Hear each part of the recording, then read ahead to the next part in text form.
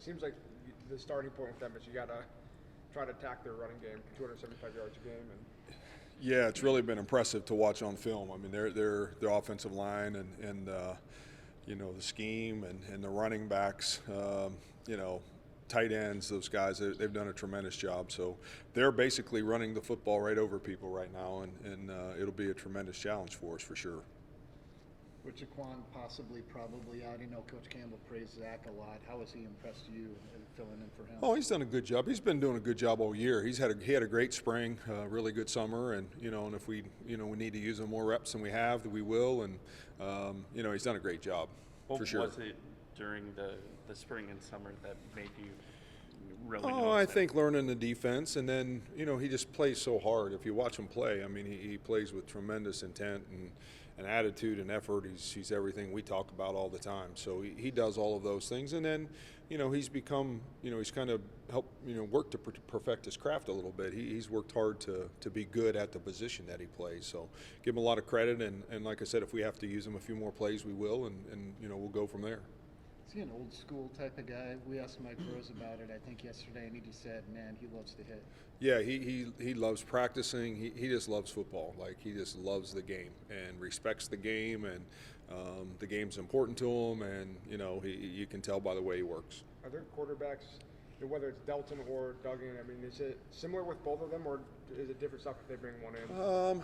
It's probably a little different stuff, but their offense, I don't think, doesn't change, I guess, per se. I think they obviously have different skill sets maybe, but the offensive scheme doesn't seem to change when they're in or out of there, so I don't think it makes a lot of difference of hey, this guy's in or that guy's in. I think you just have to have some awareness of who is in there and what they like to do the best, and I think that's probably the key for our guys. The fact that Duggan's father is a football coach, and a very good football coach, what do you like about that?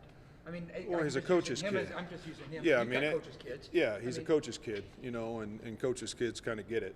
They understand the ups, the downs, the highs, the lows, and they learn to handle it all. I mean, I think that's what coach's kids do, and I think that's what he does. You can tell by a young guy, he doesn't get rattled. And he's been in the games. He's had a lot of pressure on him. When your dad's the coach, there's a lot of pressure on you. You have to be better than everybody and anything. And sure, and so that's the pressure that gets put on you now. He's out there playing, and it's no different than what he's used to. So I have a lot of respect for him, and really a good football player and a good young man.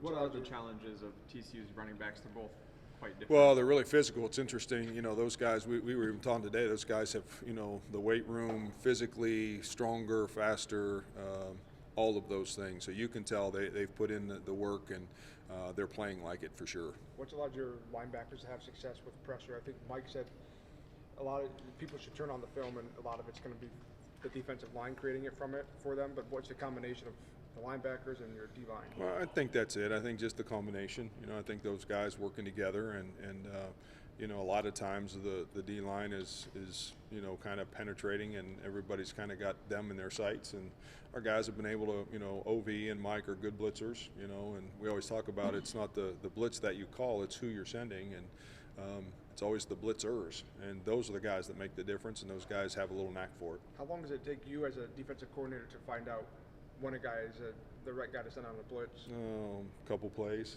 I mean, honestly, like either they can do it or they can't. They just it's like guys that can go block punts. Like you do one punt block drill, and man, that guy's really good at it, and it's just because they can.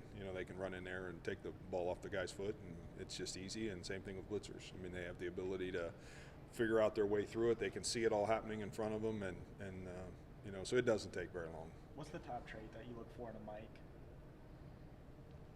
Oh, they've got to be, there's a lot of them, but probably the top trait just being physically tough. You got to be tough to play in there.